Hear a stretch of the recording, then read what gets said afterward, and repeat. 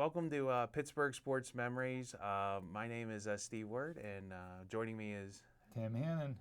and as usual, we'll be covering sports topics from the Pittsburgh sports scene.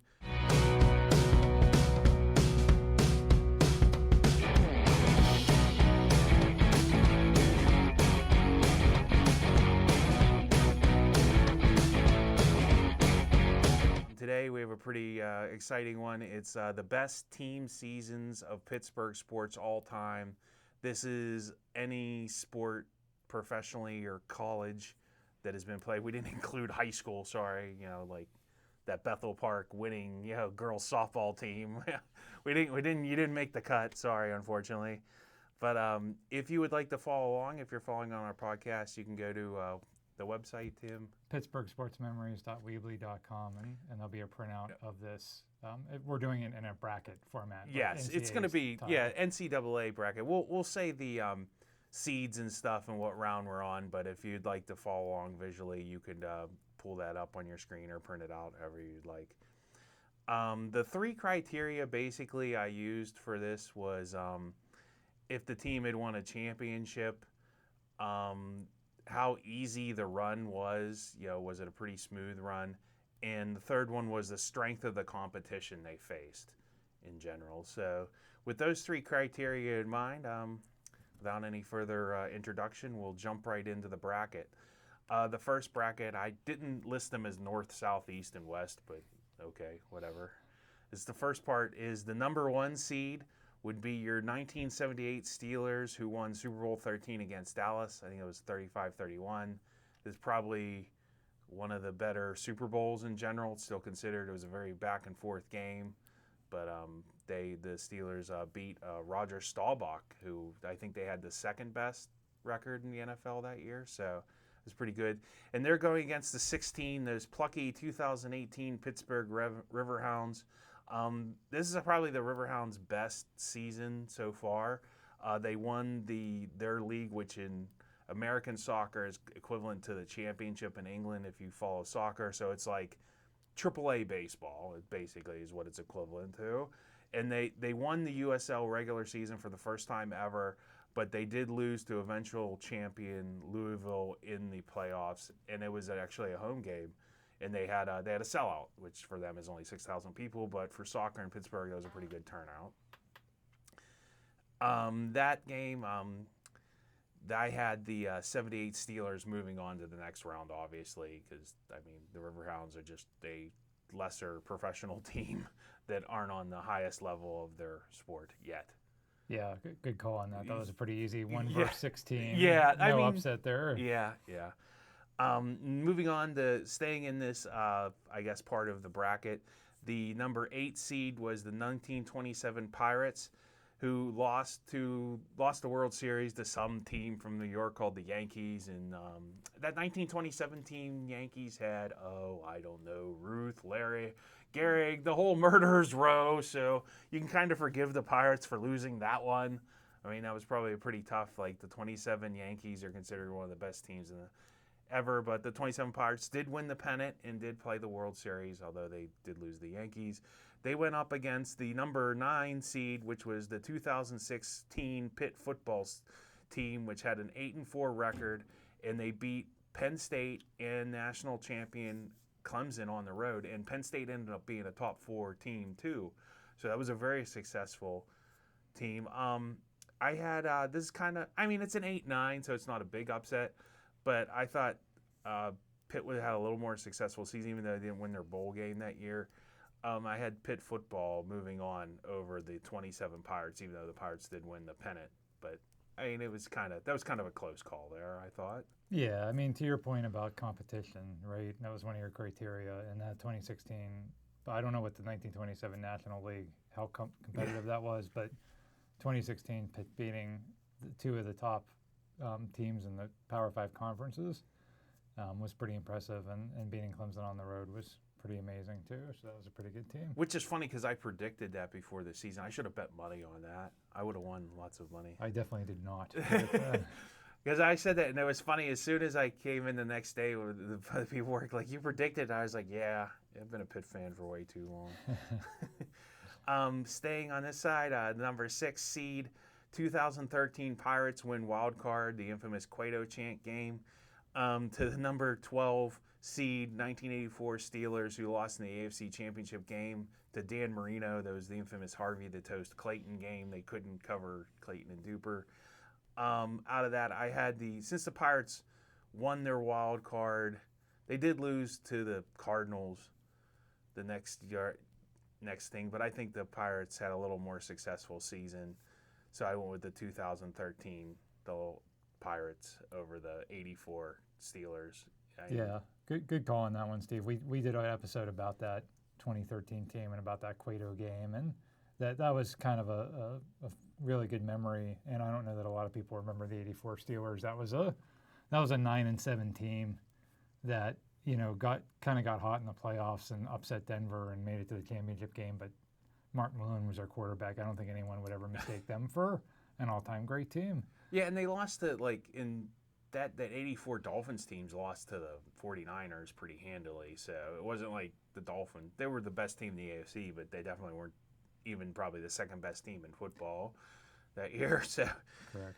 The number 7 seed versus the 10 seed. The 7 seed was the 2008-2009 Pitt basketball. They had 31 wins. They were a number 1 seed. They lost to Villanova in the Elite Eight on the Scotty Reynolds play. That's a painful memory. The number 10 seed, 2001 Steelers. They went on to go 13-3 with Cordell Stewart, for some reason having a resurgent year. They ended up losing to the Patriots with Cordell at the quarterback. And for this one, I did have the lower seed, the 10. I thought the Steelers at 13-3 was a little better season. I mean, I think that Pitt basketball team underachieved that year. They really should have beat Villanova. I mean, Villanova was okay. I mean, no, they were a good team, but I don't know. Pitt, it's just so disappointing. Not that the Steelers losing to the Patriots wasn't disappointing, but maybe looking back, they did, 13-3 was a really successful season. So I had the 2001 Steelers moving on from that matchup. Yeah, interesting matchup here because both of those teams lost games that I don't think people expected them to win. So at the time they were both upsets, but I think looking back, the Patriots weren't a Cinderella team like we all thought they were at the time. They actually were a dynasty. Yeah, so. Maybe just the edge on strength of competition. The Patriots are a little, even though they were considered a plucky upstart, underdog, maybe they're a little better than the Villanova team that Pitt ended up losing to. Number 5 seed versus number 11 seed, the 1993 Penguins. They won the President Cup, but they lost the Islanders in the second round. That's an interesting team, and we'll talk about them probably a lot more as we go on. The number 11 seed was the 91 Pirates, who they lost to the Braves in 7 games in the NLCS. This was not this was the year before Sid slid, so this was not that. I guess they still had Bonilla that year. Yeah, they did. Yeah, so I had the Penguins, the 93 Penguins team moving on from that. Even though they lost the Islanders in the second round, I like to save some stuff as we go further on. We'll talk about them more, but they were definitely, that team was loaded. It was, and that 91 Pirates team, that was one of my favorite teams. That was such a good year. They had won the division the year before, and then they just got even better. John Smiley won 20 games that year inexplicably, and you really thought that was going to be their year. They were up 3-2 in the NLCS, coming back home for the last 2 home games, and they got shut out at home in Game 6 and 7. I think did the Braves, was that the year the Braves won? No. No, they did not win the World They Series. lost to Minnesota in the bottom of the 10th inning of Game 7. Yeah, so that was a pretty good Braves team. It was, and they had Glavine, and that was the year Glavine won the Cy Young, and they had Smoltz, and they had that great rotation. But like I said, that 93 Penguins team was loaded. It was. It was loaded. Yeah, it was. Which, another team that kind of underperformed a little bit. Number 4 versus 13. Super Bowl 43, 2008 Steelers. They went on the Santonio Holmes catch. There's a 1970 Pirates team. They lost to the Reds in the NLS. The Pirates did that a lot in the 70s. The Big Red Machine was too much. So I had the Steelers since they won the Super Bowl, moving on to win Super Bowl 43. Yeah, that was one of the first. I don't know if that was the first year or second year when they instituted division play and they started doing an NLCS instead of just winning the overall pennant. Yes, yeah, because I think it was 68. Yeah, they started. Yeah, and it was a 5-game series, and I believe Cincinnati swept that series. I think it was a 3-0 sweep. So the Pirates had a very good year that year, but Cincinnati was clearly better as opposed to the '08 Steelers, which obviously proved to be the best team in the league by winning the championship. The 2017, the 3rd seed versus the 14 seed. The 2017 Penguins, they win the Stanley Cup back-to-back over Nashville. Another Riverhounds team, they made the playoffs for the first time in 3 years. They lost in a shootout in 7 rounds. I actually was at this game. They played a team, the minor league team for the Philadelphia Union. It's like the Bethlehem something or other, Bethlehem Steel or something like that. Because they couldn't be the Steelers, they had to be the Steelers. But they won on heartbreaking fashion too. Like the Riverhounds gave up I remember a late free kick that went off the post and in, and then they played overtime straight up, and then 7 rounds of shootout. You were literally down to defensemen kick it, and just finally one of the defensemen for the Riverhounds missed, and that was kind of the game. But I definitely had who was it? The Penguins. The Penguins back-to-back. That was their second back-to-back Cup win. I had them going over that Riverhounds team. The next team in the bottom of the bracket, and the last for this little, I guess, what would they call that? Pod or whatever. What do they call that in the region? I guess. Yeah. Would be the number 2 seed 1979 Steelers, who won Super Bowl 14 over the Rams. That was the last of the Dynasty 70s teams, versus the 1952 Duquesne basketball team, who made a Sweet 16 appearance in the NCAA tournament. And I just think that Steelers team was still pretty good, and that's a dynasty. That's pretty amazing. Duquesne makes an NCAA tournament, but it's just a bad matchup for Duquesne. Like, that team was just better. It's hard to argue with that one. Yep. So going to the bottom part of the region, going back to number 1 seed and whatever we're calling this part of the region, sure, the South, I don't know, whatever. The 1971 Pirates beat Baltimore in 7 games with Clemente and Blast. That's like an iconic team. That Game 7, if you ever watched it, it's amazing. It's basically all Clemente and Blast.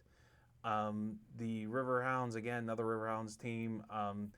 Another game I was at, they have the Lamar Hunt Cup in MLS, which is basically an open, like the U.S. Open. Like, you can have any soccer team from Joe's soccer team down the street to DC United. And DC United came to Pittsburgh, and the Riverhounds played them all the way into overtime and ended up giving up 2 goals in overtime. And for a AAA, it would be like the Washington Wild Things taking the Yankees to extra innings, and losing. That's basically what happened. But obviously the Pirates winning the World Series, and that's an iconic Pirates team and a very good Pirates team. Definitely moved on from there. Makes sense. Yeah. The number 8 seed was 1981 Pitt football. They are 11-1 record with a number 2 final ranking. I think the only game they lost was to a blowout at Penn State at the end of the year, which Penn State fans are still hanging on to. Good luck with that. Number 9 was the 1990 Pirates. They won the pennant, but they lost the World Series champion Reds with Dibble, and I forgot they had a couple other pretty good pitchers on that team. Yeah, Randy Myers, John Franco. Yeah, they were loaded. Yeah, so moving on from that, I had the Pitt football. Since they're 11-1, a little better, a little more success. I think they did win their bowl game. I don't know if they, Yeah, that was a loaded Pitt team, and that's another. It's like Hugh Green and stuff. Yeah. Yeah, that was again, if you would have had anything that resembled a playoff back then, Pitt probably wins the national championship, but losing the game to Penn State just killed them. And it was the last game of the year. And they were up 14-0 in that game too. Yeah, and eventually the final score was 47 though. Yeah, it just somehow it got away from them. So it's unfortunate. It was a rivalry game, and they didn't come up big. But that's one of the things I hate about college football, especially back then. if that game would have been September 2nd, it might not have mattered, but because it was near the end of the year, it mattered, and so it's just the way college football is. Why you can't have a playoff system to determine the best team, I'll never understand, but that's a topic for another day. Well, we could probably do a whole hour on that. I have my own ideas. Easily, yes. Yeah. And it probably really isn't that hard to solve, quite honestly. You could, yeah. All right. Not to get into that too much, because I could go on for a long time about that. The number 6 seed, 1902 Pirates. This is before the World Series, so I wasn't sure what to do with this team.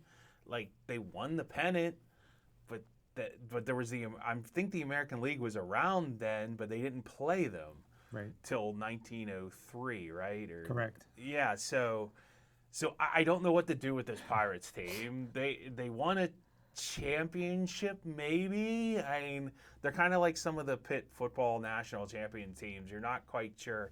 Like, it's just, I'm not quite sure where to put them. They won everything that there was to win. You can say that about them. At the time. There was nothing else they could have won. Yeah. Because I don't know how good the Boston Americans or whoever was really good in the American League was. Well, you might temper it by saying that they did the same thing the next year. And obviously, teams change year to year, but in 1903 they did the same thing. They won the pennant, but then they lost to the first World Series to Boston. Yeah. So maybe they weren't the best team in America if you go by what happened the next year. But again, you'll never know because there wasn't a chance to find out. In the 12th seed was the 2012-13 Penguins. They made the conference finals, but they got totally swept by Boston. They signed Iginla late in the season as a rental player. I mean, they got kind of totally swept out of the. There was really another kind of an underachieving team probably. I just had the Penguins moving on from this because I don't know. I think a conference final like I said, I didn't know what to do with that Pirates team, but I just figured that Penguins team was good, but they kind of underachieved, and I guess a conference final was better than a National League pennant. I don't know. It's fair. I mean, it's really hard to compare eras. Like I'll hear people say, "Well, the Packers have more championships than the Steelers." It's like, okay, but when they won the 1929 NFL championship, and there was 8 teams, and 4 of them folded in the middle of the season. Because they didn't have enough money. It's just hard to compare eras. It's the same thing with when people argue about the Canadians having 26 cups. 20, yeah, there was only 6 teams. Yeah, it's not the same. So it is hard to compare eras. So I think that's a fair upset there. Okay, here we go. Here's an upset for you. Upset alert. Here you go. The number 7 seed was 1929 Pitt football. Now they were the national champs despite. Pitt went to the Rose Bowl every year for 4 years and lost every year. And they lost the Rose Bowl to USC, but because college football is college football, they still were national champions. So I kind of held that Rose Bowl loss against them because it's kind of ridiculous that you still won a national championship but lost the Rose Bowl. And the number 10 seed in the 1955 Duquesne basketball, they won the NIT tournament. And not to I rank this team very highly because number one, Duquesne isn't exactly an athletic powerhouse, but in the 50s they were in basketball. And you have to understand, in 1955, there were only, 32 teams in the NCAA tournament, right? So winning the NIT was quite an accomplishment because the NIT was a very strong, it wasn't like now it is where it's a complete joke. Right. But you really did have probably there were teams that probably got snubbed because you maybe played in a tough conference or whatever. So they definitely were beating probably ACC teams that were, and it isn't like Duquesne's UCLA or Duke or North Carolina or Kentucky, one of the blue bloods. I mean, I don't know. I think that winning that NIT tournament's probably a pretty big moment in Duquesne sports. What say you, Duquesne alum? Yeah, I'm all for it. Yeah, no, Duquesne has very little to celebrate in the history of their basketball program. So I will take winning the NIT and moving on. But it was like I said, it was much tougher back then. It was, and the NCAA wasn't what the NCAA is today. So when they talked about it wasn't this clear cut first tier, second tier like it is today, like you said. So it meant something back then. It wouldn't mean nothing today. So in an upset, that even though Pitt was the national championship, I just put more weight in that NIT win. I think they tougher and they actually won something that was proven, and it was probably very difficult to do. And that's lame that they lost the Rose Bowl. I mean, I love Pitt, but it's like, come on, how are you the national Well, they champion? did that a lot. They did a lot of course losing they in did. the Rose Bowl. Yeah, again, we're going to go back to this whole college football playoff idea, so we better move on. Yeah. Number 5 is the 1925 Pirates win World Series over the Washington Senators, and I think who's the guy? Big Train or where they? Walter Johnson, I think, was the pitcher for the Senators. Yes. I mean, this is like the forgotten World Series. I remember like one time I got stuck in. My son had a library like report. He had to go to the library, so I was stuck like on that one floor in the Carnegie Library where they have all the old newspapers on microfiche. And I was so bored. I was like in between, like looking up, well, when's Armistice Day? Let's see what the Post Gazette had to say about the armistice. It's like, oh, let's look up the 1920. I like literally read all the papers, like the sports pages from like the 1925 World Series, and it literally just made like a little. It wasn't like today where it's like big. It was just a little sidebar. It's like our Pirates won the World Series, or the bee's knees, you know. But they did win, and it's like the forgotten World Series for whatever reason. So. And they took on the 11 seed that was the 1994 Steelers, who lost the AFC Championship to the Chargers. Once again, another team that kind of underachieved. I had that since the Pirates won the World Series and those Steelers didn't win anything, not even the AFC. I had the 1925 Pirates, and they're forgotten. They're not forgotten to us. They're moving on to the next round. So going back to your criteria again about the competition. The Senators were the defending world champions that year. They had won the World Series in 1924, and so they were beating the best teams. Whereas the Steelers had beaten Cleveland that year in the playoffs. It was a really good team that year, but they couldn't beat San Diego. They never got a shot at San Francisco or Dallas. There was no way you could say that they hadn't proven that they were one of the top 3 or 4 teams in the league at that point. Even that's a good point. Season. Yeah, because Dallas and San Francisco are kind of the 2 best teams that year in '94. Right. So, the next up on the list, and is another upset alert, and this is probably like a lot of people are gonna like yell at their screen about this one, but this should be fun. Number 4 is the 2010 Steelers. They lost Super Bowl 45 to Green Bay. To the number 13 seed, the 1975 Pittsburgh Triangles. If you don't remember the Pittsburgh Triangles, neither did I before I did this.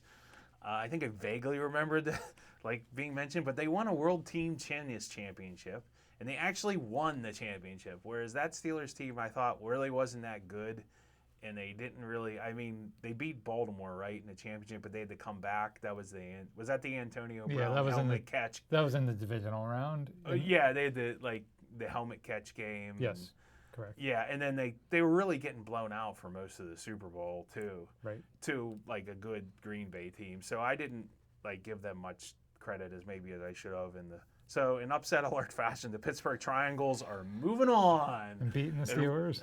The World Team Tennis Championship is worth more than a Super Bowl trip. Put that in your pipe and smoke it, I guess.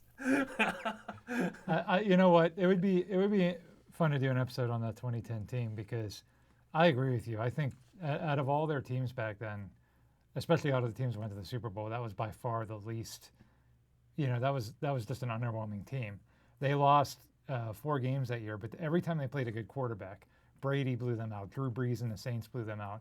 And they got lucky because in the playoffs they played Flacco, and then they played Mark Sanchez and the Jets in the championship game. Yeah. And then in the Super Bowl, they almost got the Bears. The Bears had lost the NFC Championship to Green Bay, and they would have played Jay Cutler in the Super Bowl, and they could have stolen the Super Bowl championship, but their defense was not up to the task. And then Green Bay had a quarterback, and that they couldn't handle that. The offense didn't play well. Jay Cutler would have emoed them. He would have given them a frowny face. He would and they would have all been really sad about it was not a good team. I always thought the 2011 team, the team that lost to Tim Tebow, I always thought that team was actually better than the 2010 team. So I'm with you on the upset here. All right, Pittsburgh Triangles, moving on. I couldn't name you a player on the Pittsburgh Triangles, but sure. The number 3 seed, the 1909 Pirates, this is their first World Series win.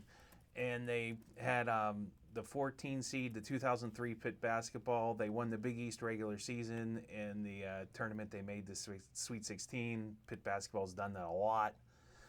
I have the Pirates winning their first World Series, definitely moving on over like another, like making the Sweet 16 is kind of like, a decent Pitt basketball team, but not one of the greats. So definitely moving on there. And coming down to the bottom of the bracket, the number 2 seed, everybody remembers this game, the 1960 Pirates, Maz home run over the Yankees, a pretty good Yankees team.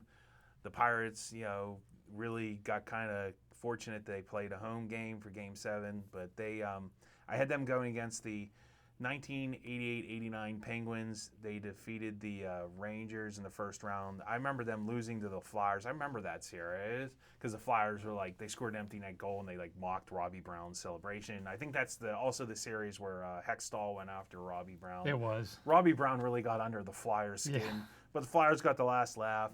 That was Mario's first playoff appearance and it was the first team's first playoff appearance since 81-82. Since the Pirates won a World Series, I had the Pirates moving on to the next round, 1960. Yeah, I loved that '89 Penguins team. That was when I first started getting really into hockey. Was that era, and that was the first really good team we had. So I was so into that team that year in that series. It was so heartbreaking because they were up 3-2, and they lost games 6 and 7. But obviously the '60 Pirates have to move on in that matchup. Yeah. That's a pretty easy one.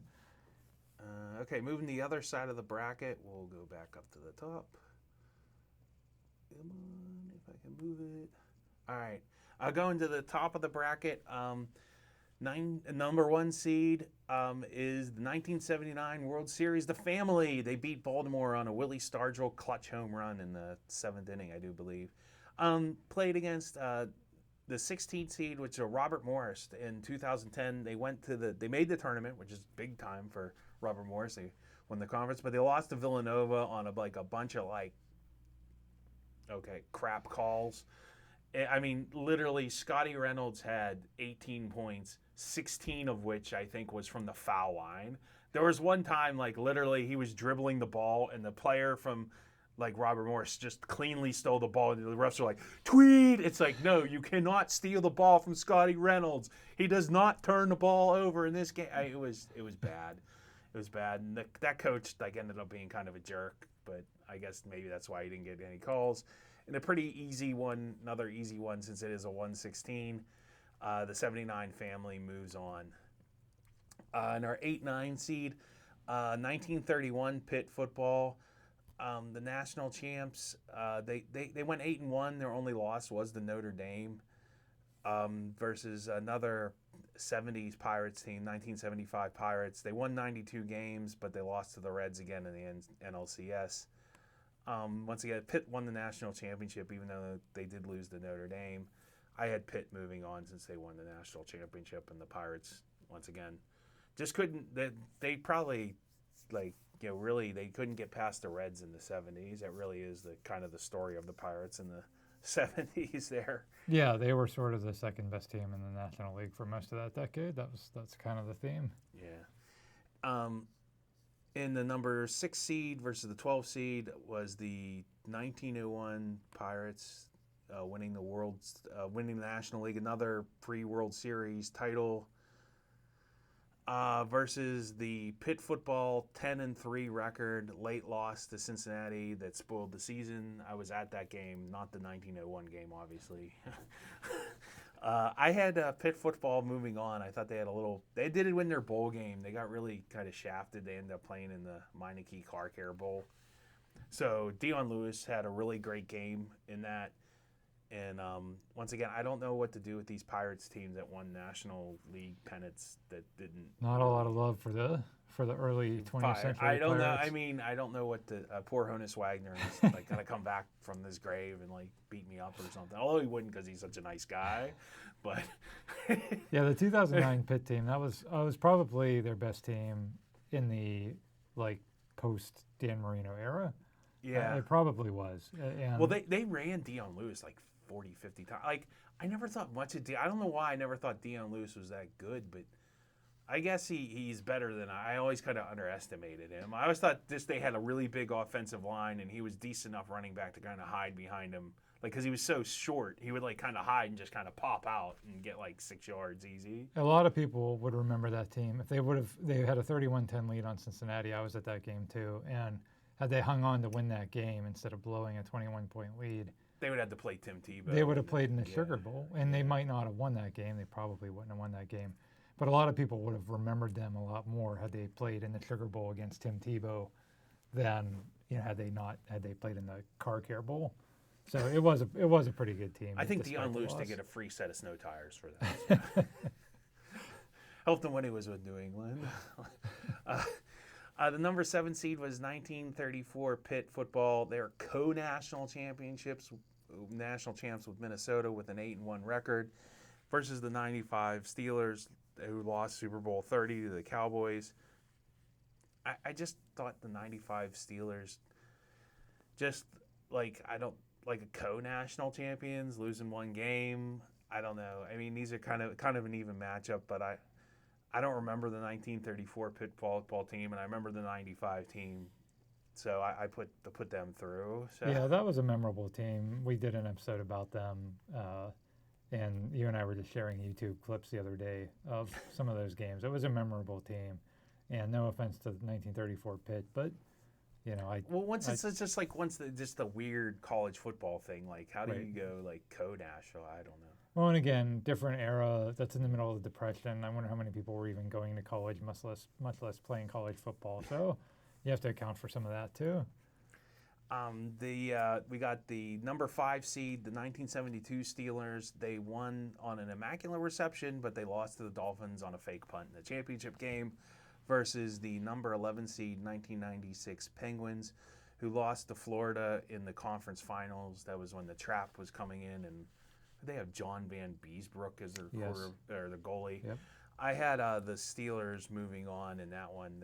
They both did lose kind of in their championship game. It's a little bit more of an iconic team, and I don't know. Maybe Oakland was pretty good, and the Dolphins, that was their undefeated season, so probably the competition was a little stiffer. So yeah, that's a good point. I mean, you had the immaculate reception versus the 4 overtime goal in the 96 playoffs, so you got to give it to the Steelers there. In 92, we have the Penguins winning their second cup over the Blackhawks. Another Penguins team that's... How many Hall of Famers on this one? 4, 5? At least. Versus the 13 seed 2004 Steelers, who go 15-1, but they lost the AFC Championship game to the Patriots. I think this is one of the best Steeler teams of all time, but they really drew a short straw there, taking on those 92 Penguins, and I think that 92 Penguins team was just better. And they won a championship, and they're just, like I said, they're just a much better team. Yeah, I agree with your result there. I'm just surprised you had the 04 Steelers as a 13 seed, because I know that's one of your favorite teams. It was a bad seed for them, but yeah, well, sometimes that happens in tournament selection. You just have to blame the committee. Yes, darn committee. Darn committee made up of one Steve. The number 3 seed is the 2016 Penguins. They won the Stanley Cup. That was their first of their back-to-backs in the 16s. I don't know, in the teens. The teens, yes. Yeah, back in the teens. That was with the HBK line versus the 2008 Pittsburgh Passion women's football. They went 8-0 and won a championship. But once again, not to disparage women's football, but I'm going to say the 2016 Penguins Stanley Cup was probably a little tougher competition and just more popular sport. And moving on, but hey, they made the tournament. And sometimes, when you're a 14 seed, you celebrate that, right? There you go. They tore down the field goal post at Couples Stadium after they made the tournament, I'm sure. Nice. The number 2 seed at the bottom of this bracket is the 1974 Steelers. It was their first Super Bowl. They won Super Bowl 9 over the Vikings versus the 1999 Penguins. They defeated the top seed Devils on a Yager goal that saved the team. We did a whole podcast on that. They did lose the Maple Leafs the next. I had the 74 Steelers moving on since they won a Super Bowl. Yeah, that, like we talked about in that episode, the 99 Penguins was kind of a mediocre team that overachieved and had Yager playing his best season that he ever had. So it's a memorable team, and they deserve credit, but definitely not better than the first Steelers team that won the Super Bowl. Now we're in the bottom half of the bracket. I don't know what you call it, the West Division, sure. The number 1 seed in this was the 2005 Steelers that won Super Bowl 40. Favorite team, probably my favorite Steelers team of all time. Favorite Super Bowl win. It was the first Super Bowl that I remember them winning, even though I guess I was like, could have cried and goo goo gaga in 1979 when they won. I mean, I was 3 years old, But and they were going against the 16 seed 1984 Pittsburgh Spirit. If you don't remember the Pittsburgh Spirit, they were an indoor soccer team. They made the playoffs and they lost to Cleveland in the playoffs. Obviously, the Steelers winning Super Bowl 40 moved on over the Pittsburgh Spirit. Yeah, I love the Pittsburgh Spirit. 1984, I went to a lot of games that year, actually. My family, I was Do you remember anybody? I don't know anybody off the team. Oh, yeah. Stan Terlecki was their best player. Okay. Was he like a regular soccer player that started playing indoor? Or? Yeah, they all were. I mean, it was, I don't remember what the details were, but he was really good. I don't remember if he was on the team in '84. He might not have been by that point, but they had some good players, and it was fun to watch. And for years, I thought that's what soccer was because I was a kid. I hadn't seen what real soccer was. And I just thought that's what soccer was, 5-on-5 in a little arena with a bunch of goals. And I was shocked when I got a little older to find out that's not what soccer was. But it was fun to watch. Definitely the 2005 Steelers were. Well, they made the tournament. Wherever they are, they're celebrating. Number 8 seed was our 1937 Pitt Football National Championship. They went 9-0-1 with a tie to Fordham. That tie to Fordham is considered a big upset in Pitt football history for some reason, because I think Fordham was the number 1 or number 2 seed at the time. And the versus the number 9 seed, which is the 1968 Pittsburgh Pipers. They won an ABA championship with star Connie Hawkins. This is another close one. I just had the Pitt football national champions going on. I mean, just a little maybe higher competition even for 1937. And it's the ABA. I don't know how good the ABA was in 1968. That was pre Dr. J, and that's pre-merger too. Yeah, with the NBA. They didn't merge till the 70s. I mean, again, it's there's a lot of good memories of the ABA, and it was cool that Pittsburgh had a team that won the championship. But then they moved the next season right after they won the championship. So it was still pretty unstable at that point. And if they hadn't had Connie Hawkins, I don't know how much we'd even remember that. So. I'm with you. Let's put the national championship, and they were undefeated national championship. So, number 6, the 1903 Pirates. They played in the first World Series to the Boston Americans, and their obnoxious fans, the Royal Rooters.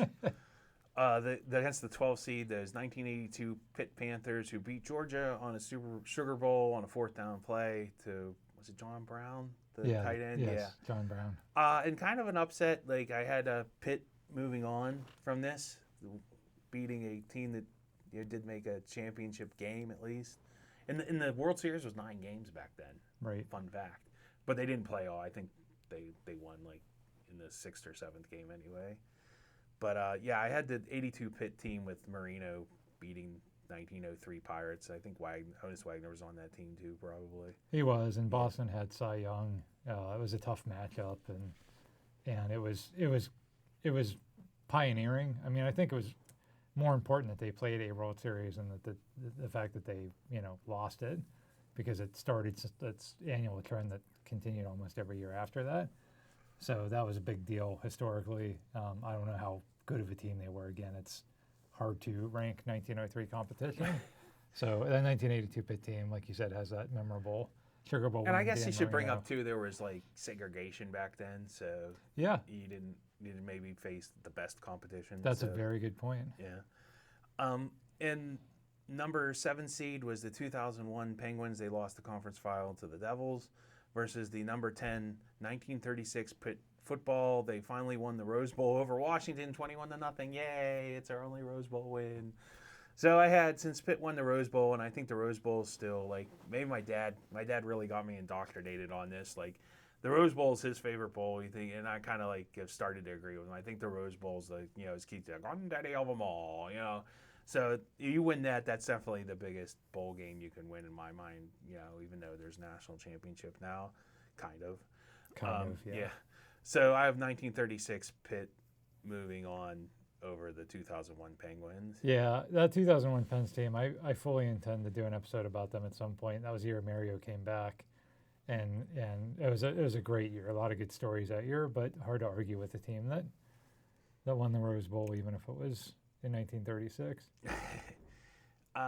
The number 5 seed, the 2008 Penguins. This was the team, the first time they were really the second year they were back in the playoffs, and they lost to the Red Wings in the final, versus the 11 seeded 1989 Steelers.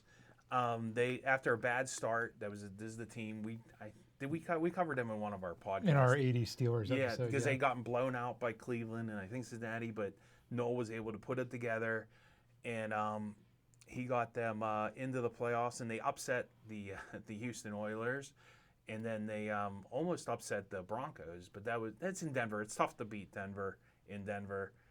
But I think that 2008 Penguins team was just better. They had more star power, and it was like kind of a preview of things to come. And they did go to Game 6, which they almost scored at the last second. Like the puck went in, but I didn't know the puck never did go in, but Right. it was really close It was to going. close. It was Marion Hossa at the last Yeah. second to tie it. Yeah, that was a really good team. They stormed through the playoffs. They only lost 2 playoff games en route to the Stanley Cup final. Like they just stormed through the playoffs, and then the Red Wings were just better.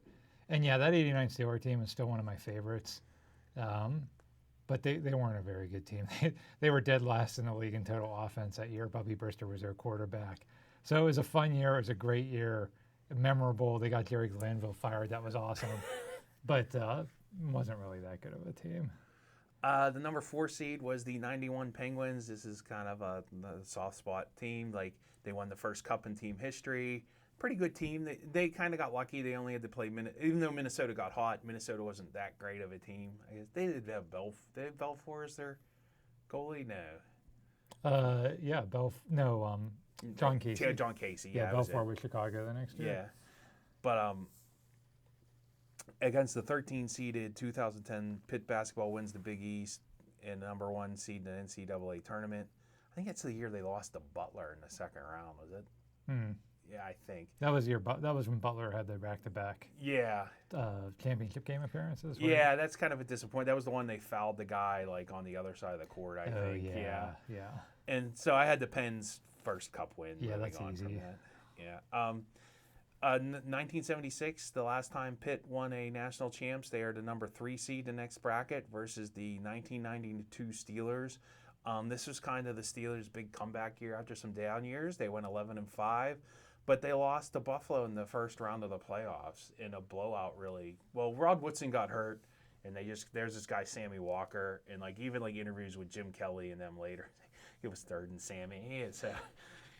But I have the Pens. I have the Pitt football moving on from that one because they were national champs and they blew out Georgia. Woohoo! Yeah, another SEC. There was lots of SEC chanting, I'm sure, right? Another memorable Steelers season. But Pitt, I think, chanted independent, because they weren't in a conference and whatever. Yeah, memorable Steelers season, but again, one where they were nowhere close to the best team in the league that year, whereas Pitt was the best team in the country. The number 2 seed at the bottom of the bracket, the last team will go over in this initial round, I guess. There is no name for the first round, is there, in NCAA? No. We'll call it Just the call first round. Yeah. The 1975 Steelers, they won the Super Bowl over Dallas. I think that's the first Super Bowl win over Dallas. Correct. Yeah. And then the 1992 Pirates, painful one there. They played 7 games. They had the lead. The umpire gets hurt. He won't call a strike for poor Stan Belinda. Stan Belinda grooves one to Francisco Cabrera, and Sid Bream hobbles in. So that was an easy one there. The Steelers win the Super Bowl over Dallas. Then we'll not say anything more about that board. Let's never speak of it again. Except in that podcast we do on the 92 Pirates. Yes. Just a few more rounds of therapy, and I'll be ready to cover that one. Okay. Moving on to we're not even into the Sweet 16 yet, but this is the second round. But some of these teams we've already gone over.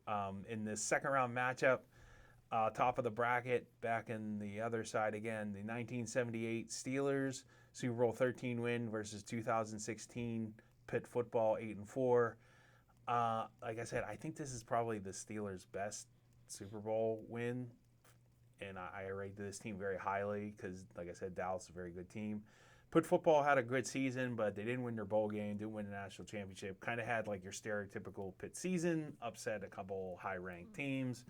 So I have the Steelers Super Bowl 13 win coming in over that.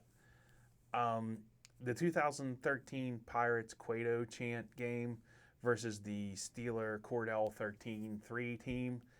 I had the Steelers moving on since they went a little farther in the playoffs than the Pirates did.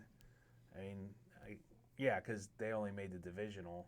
Yeah, so the Steelers made the championship and lost to the eventual champion. So I have the 13-3 Steelers moving on to the Sweet 16 from that. The 93 Penguins lose to Islanders. This is probably, I'll say more, I've been kind of waiting to talk about this because this is probably one of the best teams in Penguins history, and they never won a Stanley Cup. And I think it's the only team that the Penguins never, that's the only team that won a President's Trophy, right? Yes. So they're really good. And then just the 2008 Steelers, they won Super Bowl 43, but they didn't, I never, I just kind of felt like they got a little lucky in their matchups. They played Arizona. In Arizona, it was kind of got hot at the right time. The teams I was afraid of them playing got all eliminated. I remember that year. And then, they did have to beat Baltimore in a championship game, in a memorable championship game, I think. Was that? Yeah. Yes. So that was, it's a good Steelers team. It's a great win, and maybe there's a little bit of an upset, but I just think that Penguins team that I know this kind of breaking my own rule here, but I put the Penguins losing to the Islanders ahead of the Steelers winning Super Bowl 43. Yeah, that's definitely a controversial one there, Steve. But I see what you're saying there because that '93 Pens team was so good. They set the NHL record for consecutive wins.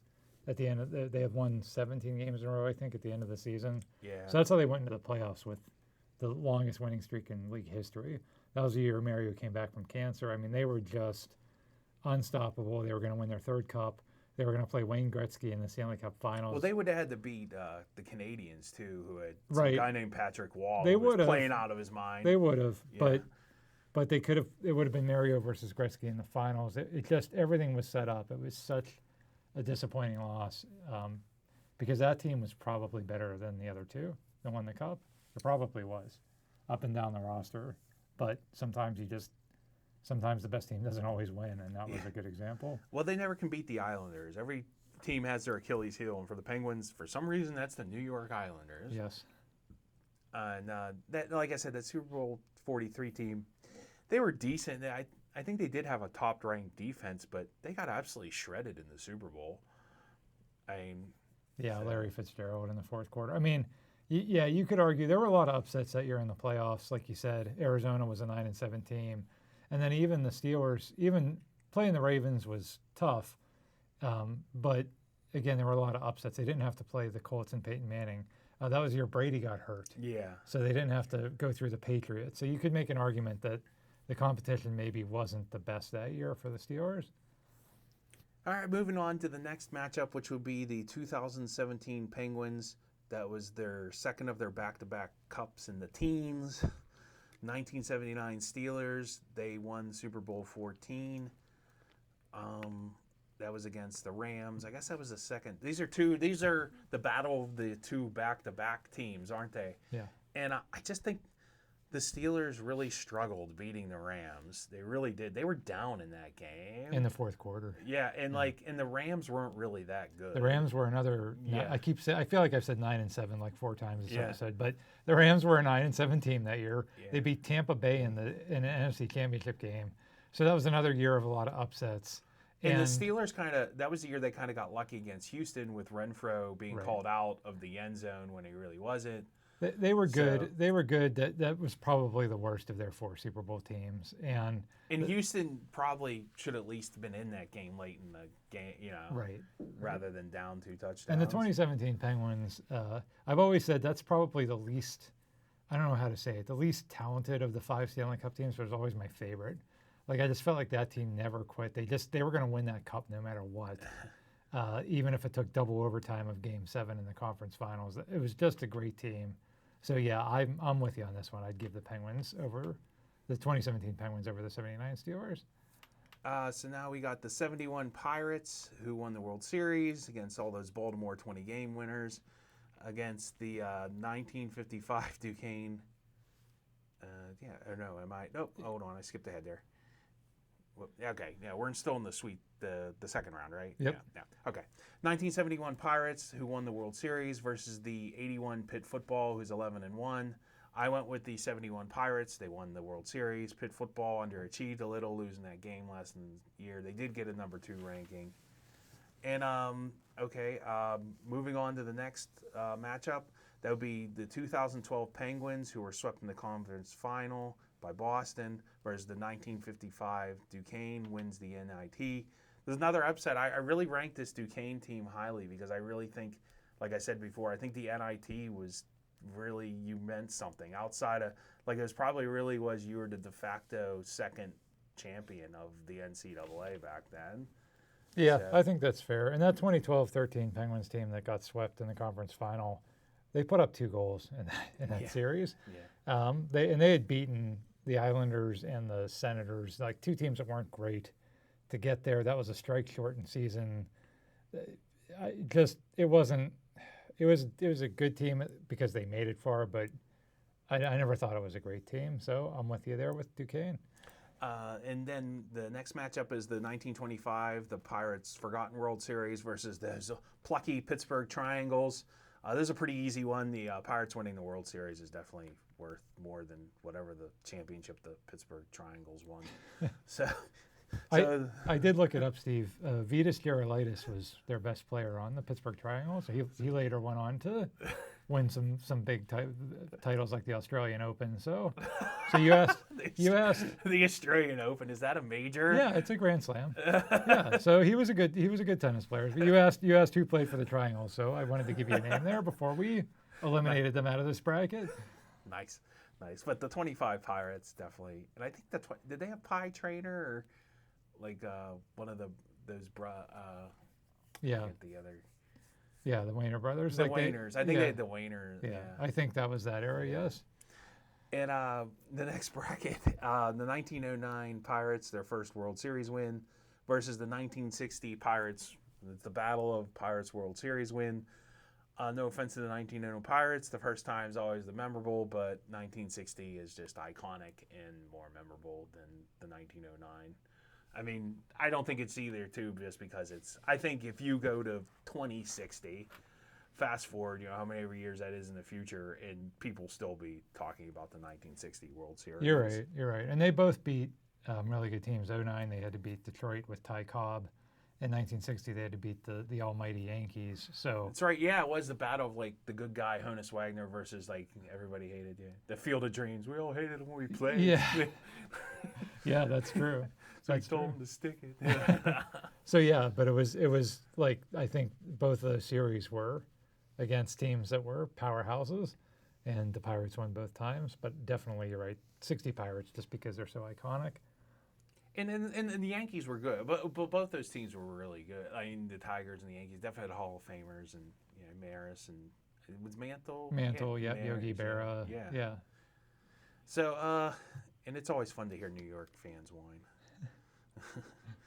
Moving over to the other side of the bracket, we have still the top-seeded 1979 Family Pirates versus the 1931 Pitt Football, who won the national championship with 1 loss.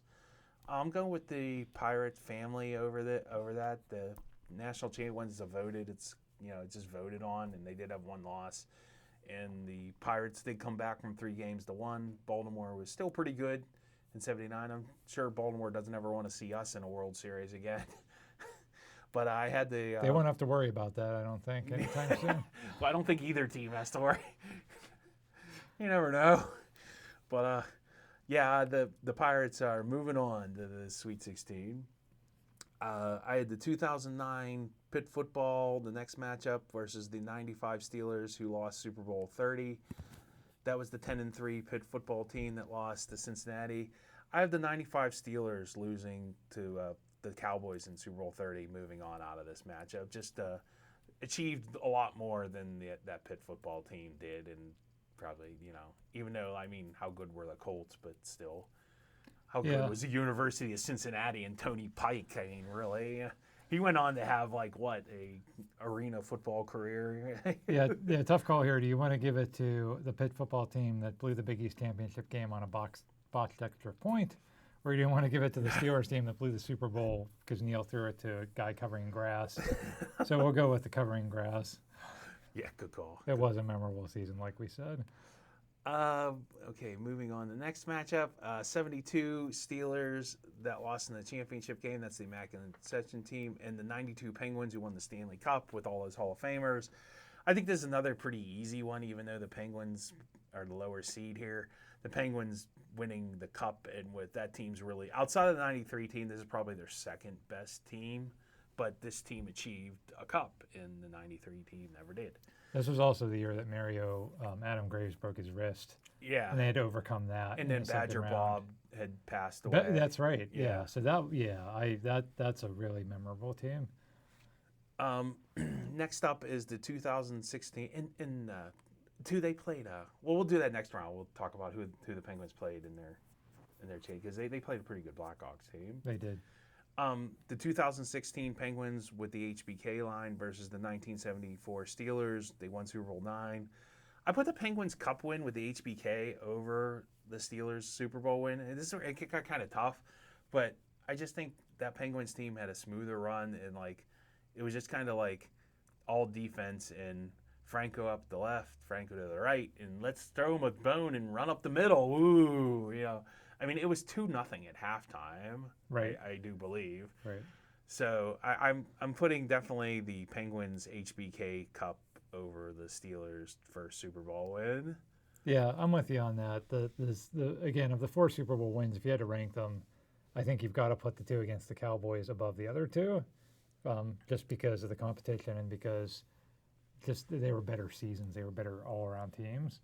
Yeah, the 1974 team was probably a little fortunate to win that. They really didn't have any offense. That they started that year with Joe Gilliam at quarterback. Yeah. Bradshaw wasn't even the starter at the beginning of the season that year, and like you said, it was really Franco. It was a very power defense team, and that's how they won.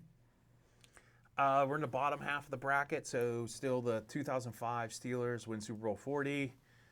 Versus the 1937 Pitt Football National Championship team. This is another tough one, but Super Bowl 40. It's a little more recent, probably a little more sentimental favorite for me.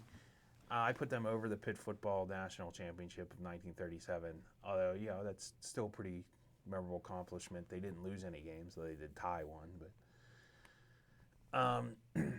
moving on to the 1982 Pitt Panthers win Sugar Bowl. That's the first team in our matchup. And the 1936 is the Battle of the Pitt teams. 1936 Pitt football. That was the first time they won the Rose Bowl. I ranked the Rose Bowl over the Sugar Bowl, like I said, even though it was 1936. I think the Rose Bowl is the top dog when it comes to bowl games. So I don't know. Figure on that one. And in 2008, the next matchup was the 2008 Penguins, who lost to the Red Wings in that memorable Cup final, versus the 91 Penguins that won their first Stanley Cup. Another battle of Penguins teams. The Pens won the Stanley Cup, so first criteria met. They definitely take over a team that was pretty good and made it to the final, but didn't quite get over the hump that year. In the bottom half of our bracket, we have the 1976 Pitt Football National Championship against the 1975 Steelers win Super Bowl over Dallas. That's a tough one. I don't know. I mean, I kind of went with the 76 Pitt football team. They blew out Georgia, and I think they went undefeated. They didn't lose any games.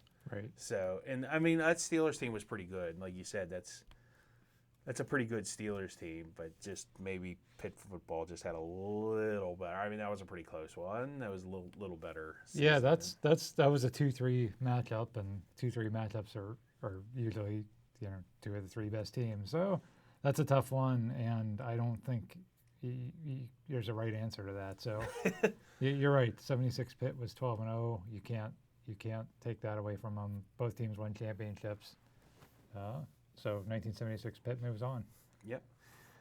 Moving backward into the Sweet 16 now. All teams we've talked about a lot. The 78 Steelers Super Bowl 13 against Dallas versus the 2001 Steelers 13-3 team that lost to the Patriots. That's an easy one. The 78 Steelers moving on. Yes. Cordell can't get it done against the 1978 defense. Probably not. The 93 Penguins team is still in it. They made the Sweet 16 even though they didn't win a championship. Probably a little controversial, but like I said, a lot of Hall of Famers. Very good team.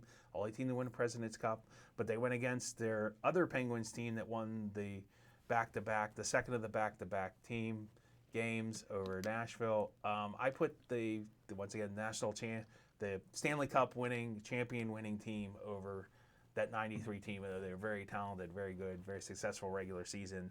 They didn't get it done in the postseason. Makes sense. So they're moving on to the Elite Eight. The 71 Pirates versus the 1955 Duquesne NIT team. I put the 71 Pirates over this. That's a World Series win. That's a very good team. Was that the Baltimore team with 20 game winners, like 3 or 4 20 game winners? I can't remember Pitchers, if that was that or 79, but yeah. Yeah, I mean, that was a pretty good Baltimore team, and Duquesne winning. I think Duquesne making the Sweet 16 is pretty impressive for Duquesne. Yeah, and Duquesne made it that far. So. But like I said before, like I really think that NIT win was worth a lot more than it is now. Yep. In the bottom half of our bracket, we have the 1925 Pirates versus the 60 Pirates. I have the 60 Pirates moving on to the Elite Eight. Yeah, again, our iconic team. Yeah. No offense to the 25 team. Kind of funny that 25 team's kind of forgotten. And it might be interesting to do an episode about that. Because, we'd have to do, that would take me, I'd have to go back to the library and look at the microfilm again, yeah. Yeah, you'd have to dig up some resource, but that's not, cause I think the 09 team, even though that was also more than 100 years ago, that was the Hannes Wagner, Ty Cobb. I don't know, you just hear more about that. The 25 team, it's a little forgotten, so.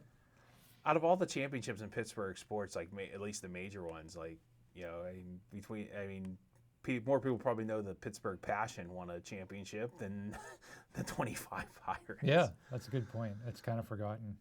I have the Pirates 79 family win versus the 92 Penguins. We're in the Elite Eight now, yeah? No, you're still in the Sweet 16. Oh, we're still in the Sweet 16? Okay. 79 Pirates versus Steelers Super Bowl 30. I keep losing my place. But in a preview of the Elite Eight, obviously the Pirates won. Moving on from Super Bowl 30, the Pirates winning a World Series over Steelers, losing, throwing the grass. Neil couldn't beat Willie Stargell. The 92 Penguins, they won their second cup versus the 2016 Penguins, who win the cup. Tough call, but I really like that 92 Penguins team. I think they weren't quite as good as the 93 Penguins team, but they achieved a lot more than the 93 Penguins team, so I have them moving on. Even though the HBK line was pretty devastating, I just think that 92 team, was Yager their third line center? Yeah, I mean... or third line, or no, well, he was a wing, so... Well, he was only in his second season, and he was a pretty key player, but they had so many other... It was just stacked. It was a really good team. Super Bowl 40 Steelers versus 1936 Pitt football. I have Super Bowl 40 over 1936 Pitt football team. And they're moving on to the Elite Eight. The 91 Penguins that win their first Stanley Cup versus the 1976 Pitt football national championship. Just because it's an undefeated season and it's so rare in college football, I kind of put that over the first Stanley Cup. So 1976 Pitt football moving on to the Elite Eight over the Penn's first Stanley Cup. They both won championships. It's a pretty, like you said, a pretty close matchup. But I just think the undefeated maybe puts Pitt over the edge on that one. Yeah, again, that's another one I think with no right or wrong answer, so it's fair. Nice. So now we're in the Elite Eight. Right? Yes. Yep. So it would be the 78 Steelers, or is that the final? No, that's the Final Four. Yeah. 78 Steelers versus the 2017 Penguins, who won back-to-back cups. Like I said, the Steelers team was really good. So I had them going over the back-to-back cup teams of Nashville. Like you said, they maybe weren't the talented, but they're definitely a plucky team. But I think that, the Steelers, that's definitely they're one of their strongest Super Bowl teams. We'll talk about them more later. The 71 Pirates versus the 1960 Pirates. This is another tough one, but once again, I just think the 1960 Pirates, they played the Yankees, who were probably better than the Orioles,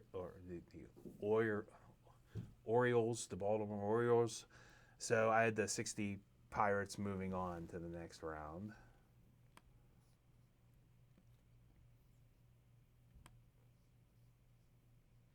Okay. What are we in the Elite Eight, right? Yeah, so you have 79 Pirates and 92 Penguins. Or no, did we do that one yet? No. Okay, yeah, the Pirates versus the Penguins. I have the Penguins winning their second cup over the Pirates World Series. Once again, yeah, I just think that's a strong team. And the Pirates World Series is good, but they had to come back from 3-1. The Penguins, although the Penguins had to do that early in the. Did they do that? They in the first round, but by the time they got to the finals, they won. What was it? 11 games in a row, I think, to win the Stanley Cup. So they were just a powerhouse. Yeah, you got to give it to them. Super Bowl 40 winners, 2005 Steelers versus the 76 national champions of Pitt. I'm going with Super Bowl 40. I think the competition, they beat a Colts team that was the top seed, and then they beat Denver, who was the second seed, who had beaten the Patriots. Whenever they say the Steelers never beat the Patriots, well, I can't help it. Like, the Patriots couldn't beat Denver, and the Steelers did. So I think that makes the Steelers better.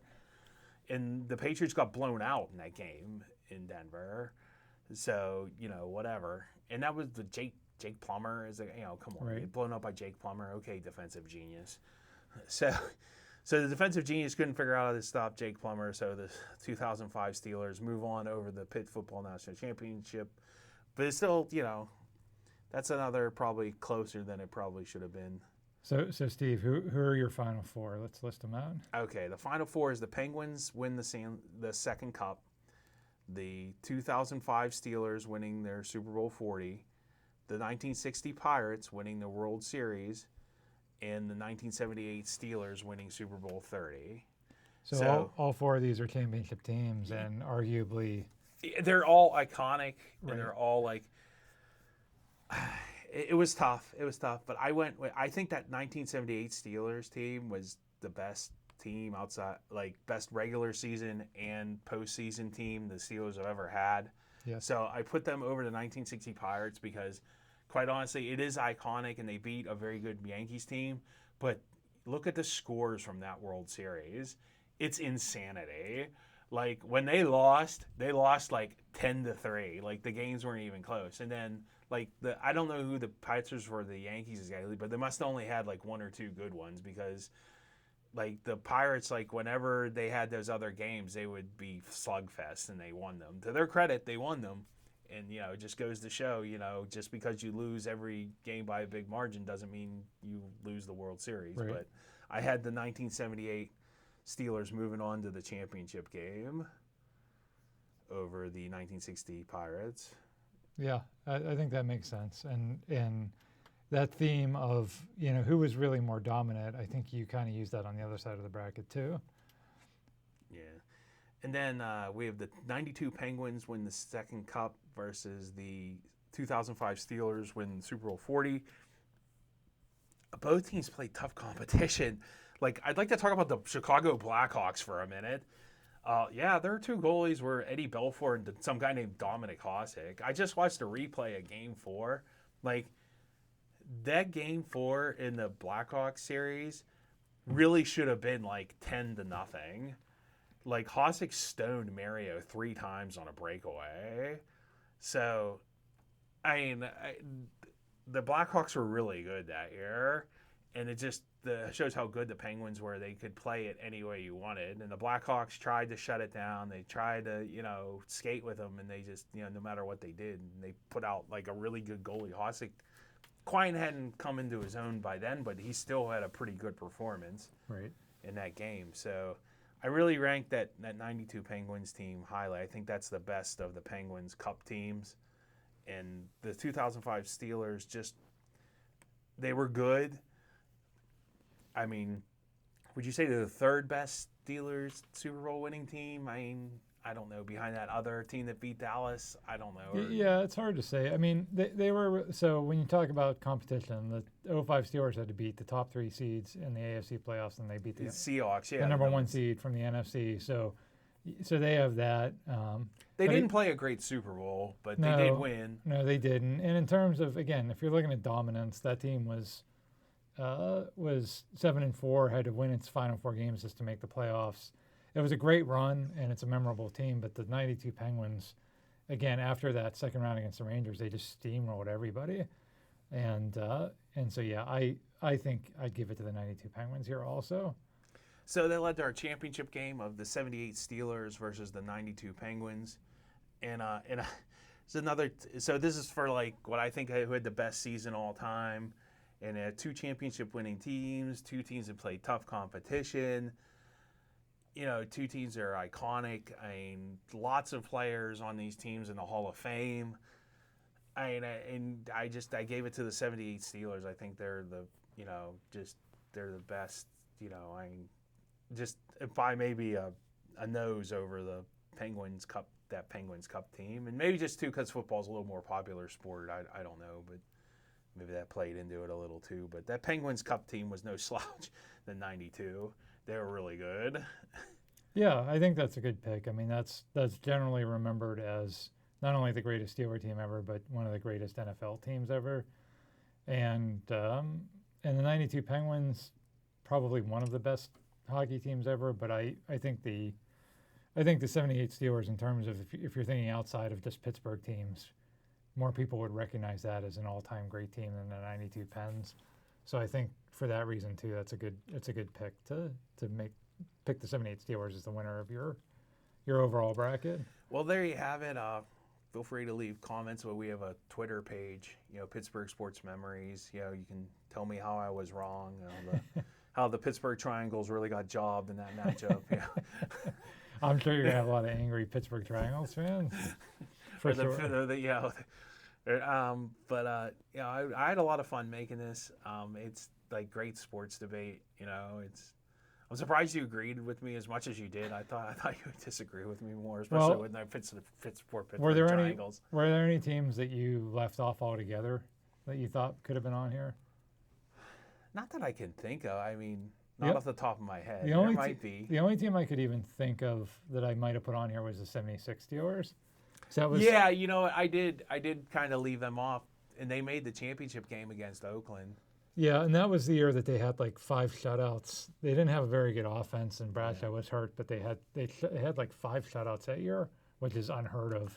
But I said it in the sake of like being a little more diverse in our sport. Like, come to like a 15 or 16 seed, I was kind of putting in like, maybe other sports that people don't really think about. Yeah, no, that's fair. That makes sense. Especially if a team won a championship, I like to at least recognize that. Absolutely. I mean, I'm sure not many people remember that tennis championship, but it happened. Well, and same with the ABA championship. I mean, and I like that. I like that you did that. You had teams in here that maybe not everybody remembers, and sometimes that's better than like, oh, remember that one year that the Steelers lost in the first round of the playoffs, but they were really good. Well, okay, but were they?